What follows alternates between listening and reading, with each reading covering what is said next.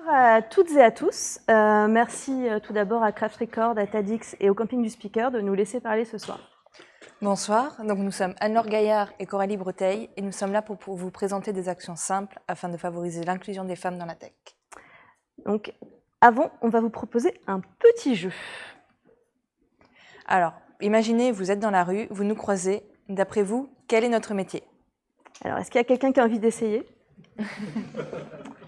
On avait peur que le public soit un peu timide. Alors du coup, ouais. Vous l'avez dit tout à l'heure. Ah mince. Bon, on avait prévu le coup. On a demandé dans le train.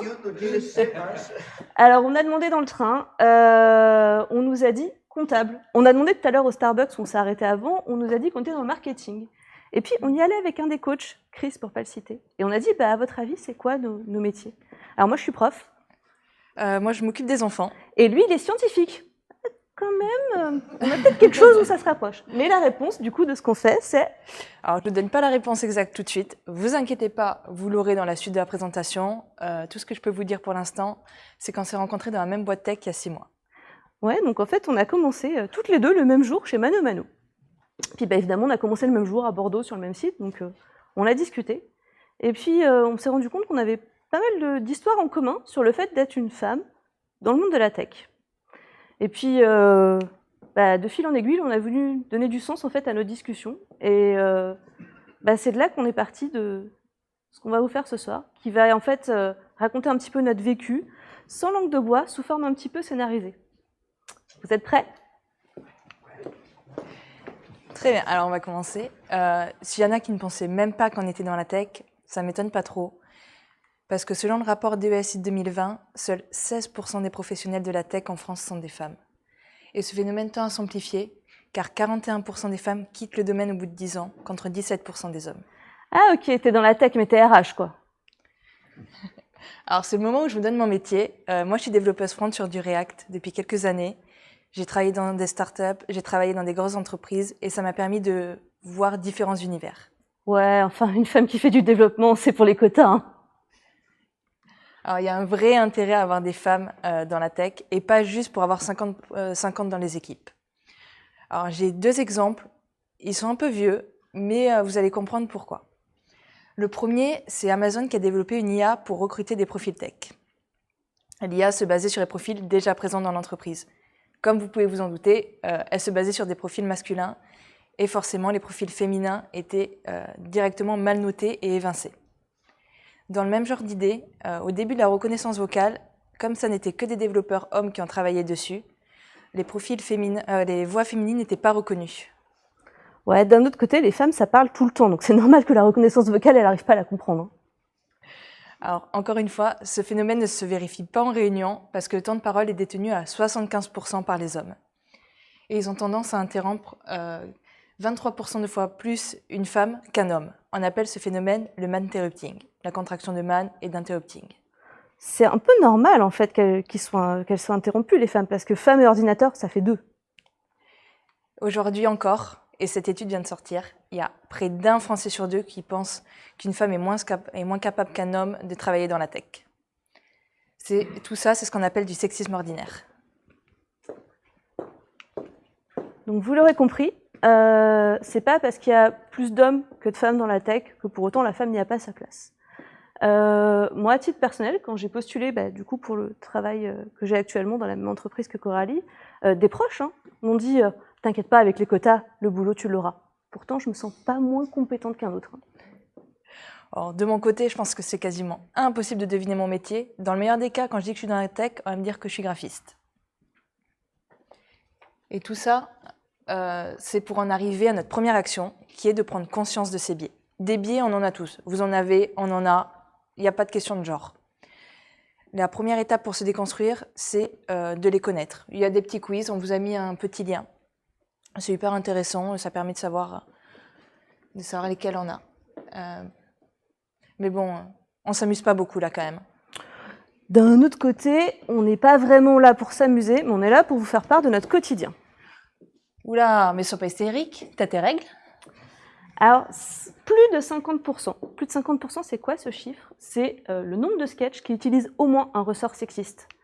Et en fait, on rit beaucoup des femmes, mais pas que dans les sketchs, hein. C'est aussi dans leur vie quotidienne, alors qu'elles développent ou pas. Enfin, après, tu sais ce qu'on dit, hein. Femme qui code, bug en prod. Alors, du coup, je vais moi me présenter à mon tour, parce qu'en fait, la chasse aux bugs, ça a été mon métier pendant 6 ans, parce qu'après avoir fait du développement, j'ai été testeuse agile aussi. Et maintenant, je suis coach qualité. Et alors là, par contre, les sources, désolé, il faut juste pas leur me croire sur parole, mais j'encadre des équipes, alors mixtes ou uniquement masculines. J'ai jamais eu d'équipe uniquement féminine, hein, pas ma volonté, désolé. Mais j'ai pas remarqué qu'il y avait une différence entre les hommes et les femmes, hein, que c'était elle qui codait, qui créait les bugs. En fait, t'es passé sous le bureau pour avoir ta promotion. Alors, ces blagues, elles sont en plus hyper bien tolérées dans la société. Parce qu'en fait, il n'y a que 52% des hommes qui considèrent ces blagues comme sexistes. Bon, il y a quand même 69% de femmes, hein. Et même si elles sont bien tolérées, hein, même les femmes, ça ne sait pas conduire ou ça ne sait pas développer, bah, en fait, il y a quand même 65% des 35-49 ans qui disent en être victimes. Et Anne-Laure, tu connais la différence entre une femme intelligente et une soucoupe volante? Non? Ben, on en parle beaucoup et on n'en voit jamais. Alors, ces blagues, le problème, c'est qu'elles entretiennent un entre-soi masculin qui continue à légitimer les inégalités et la discrimination qu'il y a envers les femmes. Alors, pourquoi? Bah parce elles vont présenter généralement ces femmes comme agressives, en compétition les unes avec les autres, naïves, voire même stupides, hein, comme on vient d'en faire les frais par la blague qu'on vient d'entendre. Oui, enfin, ça va, hein, c'était juste une blague. Et ces blagues, en fait, elles font même pas rire. Parce que si on en croit le Haut Conseil à l'égalité, ça fait rire seulement 31% des hommes et 15% des femmes.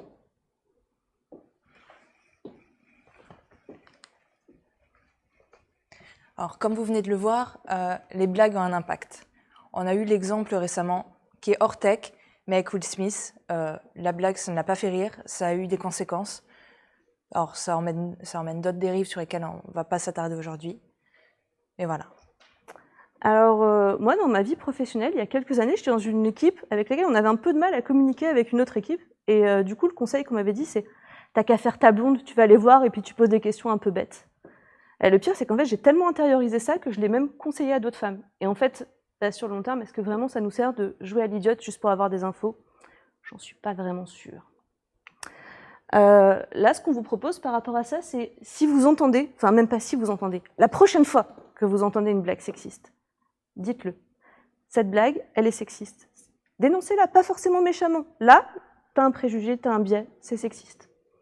Et puis si vous avez le malheur d'en faire une parce que l'erreur, elle est humaine, bah, écoutez ce qu'on a à vous dire. Si on vous dit cette blague, elle me choque, elle me gêne, juste écoutez-le, entendez-le. Bon, c'est pas super séduisant comme façon de présenter ça. En même temps, on n'est pas là pour être séduisante, on est là pour présenter notre vécu. En parlant de séduisant, t'es charmante ce soir. Tu viens boire un verre après les pizzas? Je vais passer pour cette fois. Oh, allez, juste un verre ou deux, t'es très jolie. Alors, il y a une femme sur 5 qui est victime de harcèlement sexuel sur son lieu de travail. Fais pas ta prude. Et comme on vient de voir avec les blagues juste avant, ça favorise ce genre de comportement et on monte à 57% en général. Et 16% sont victimes de chantage sexuel au moment d'une promotion et d'une embauche et 14% reçoivent des messages à caractère pornographique.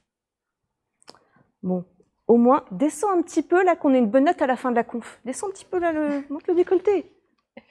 Il y a aujourd'hui une vraie obligation d'avoir un référent au sein du CSE et de former ses employés à ces questions de harcèlement sexuel.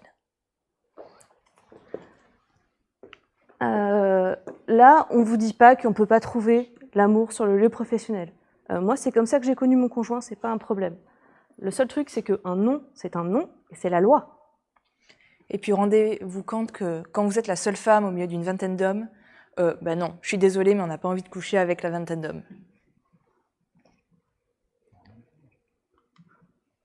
La troisième action qu'on veut vous présenter, c'est une méthode. C'est la méthode des 5D. Alors, les 5D, qu'est-ce que c'est? C'est distraire, déléguer, documenter, diriger, dialoguer. Ce sont des verbes que vous pouvez appliquer à ce genre de situation. Quand vous êtes témoin, n'hésitez pas à aller distraire la personne pour la sortir de la situation dans laquelle elle est. On vous a mis le lien d'une vidéo, ce sont des formations courtes, ça dure 5 minutes et c'est hyper instructif. Je vous invite vraiment à aller prendre connaissance de cette méthode et même à le faire dès cette semaine en fait. Mais bon, on est vraiment en train de parler de ça sur scène?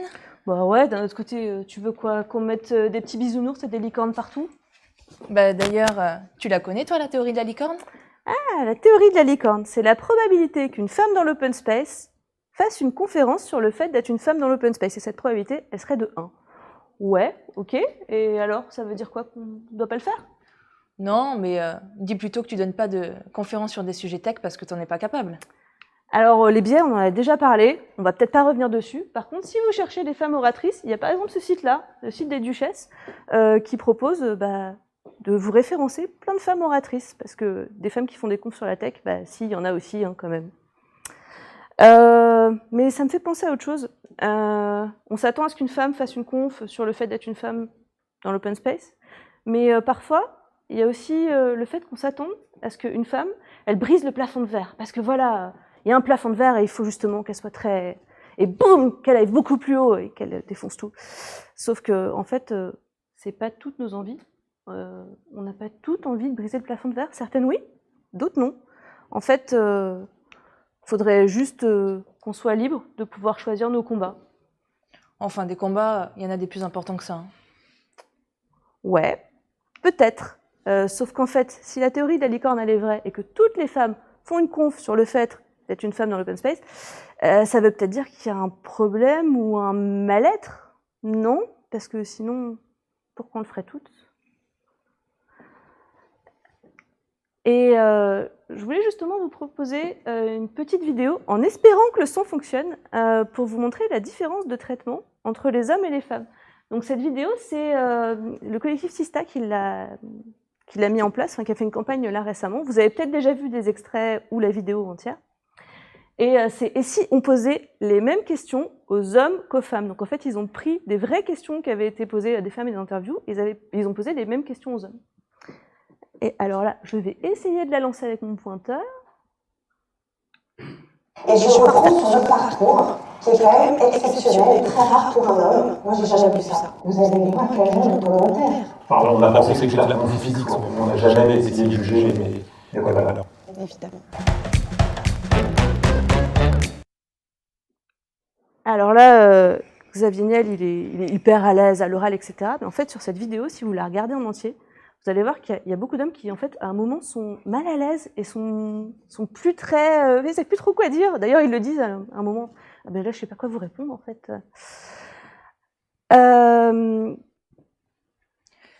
Mais voilà, comme vous pouvez le voir, on a quand même évoqué différents sujets. On aurait pu en évoquer plus, parce que des sujets, il y en a beaucoup trop. On aurait pu vous parler d'inégalité salariale, de discrimination à l'embauche, de grossesse.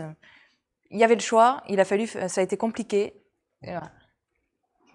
Et puis, il y a aussi les bons côtés, parce qu'il y a aussi des choses qui sont bien. Il y a de plus en plus d'entreprises et d'équipes qui, justement, font des choses en faveur de l'inclusion.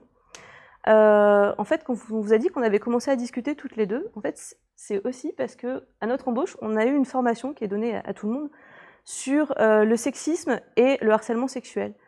Et en fait, sur cette formation, il s'avère qu'il y a des personnes qui ont vraiment découvert ça. Et là, on s'est dit, waouh, ok, il y en a qui le découvrent là. Ouais, faut peut-être faire quelque chose.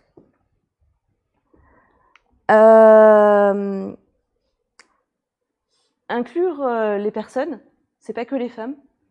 C'est ce qu'on appelle malheureusement les minorités. Alors, ça va être aussi toutes les discriminations qui sont liées à l'âge, au poids, aux questions ethniques. À l'orientation sexuelle, au handicap. Pour nous, toutes et tous, ce qu'on aimerait vous dire, c'est faites preuve d'empathie. Et en fait, ça, c'est pas nous qui l'avons inventé. Il faut rendre à César ce qui est à César. C'est Audrey Neveu dans une keynote de BDXIO qui dit « Soyez empathique et mettez-vous dans les chaussures des autres. Mettez-vous un peu à leur place. » Et si parfois ce talk vous a un peu dérangé sur la façon dont on l'a présenté, bah, c'est que vous avez fait preuve d'empathie, et très bien. Et pour les autres, bah, ça se travaille l'empathie. Alors, allez-y. Mais si vraiment vous ne devez retenir qu'une seule chose de la conférence, de tout ce qu'on vous a présenté, c'est les actions. Alors, je vais rapidement repasser dessus. La première, c'est prendre conscience de ses biais. Faites un test, sortez de là, allez faire un petit test, ce sera très ludique. La deuxième, c'est de communiquer. La prochaine fois que vous êtes face à une blague qui vraiment, vous voyez, ne fait pas rire la personne en face, n'hésitez pas à en faire part. Et même si elle la fait rire, hein, parce qu'en fait, des fois, on sourit, mais intérieurement, ça nous fait pas rire. Elle a raison. La troisième, c'est la méthode des 5D. Vous avez un peu de temps cette semaine? Allez en prendre connaissance, c'est très rapide. Et la dernière, l'empathie. Ça, je pense que vous pouvez commencer dès maintenant. Bon, B, C, D, E. Au final, bah, c'est bon, on les a nos 4 actions. Hein. Alors, pour ceux qui ont cru qu'il y en avait 100, parce qu'en fait, il y en a qui ont cru qu'il y en avait 100, hein, c'est vrai, c'est un retour qu'on a eu. On reste dans la tech hein, quand même, donc le binaire, c'est un langage qu'on maîtrise plutôt bien. Et puis, à vous de trouver les 96 autres, parce que comme on vous a dit, on a vraiment dû cibler certains sujets, donc allez-y, trouvez les 96 autres, avec plaisir, on peut même vous aider. Bah, c'est ce qu'on va faire. Hein. On va vous dire merci de nous avoir écoutés, vous afficher les sources, et puis si vous avez des questions ou des actions à proposer, la parole est à vous.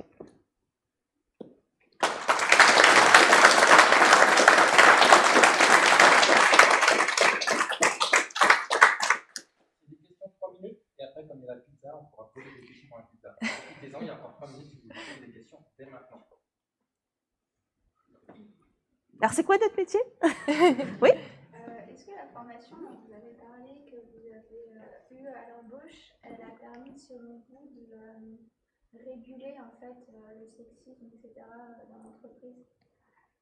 Alors, De diminuer ou de... moi, j'ai pas... Tu Oui. peux répéter les questions?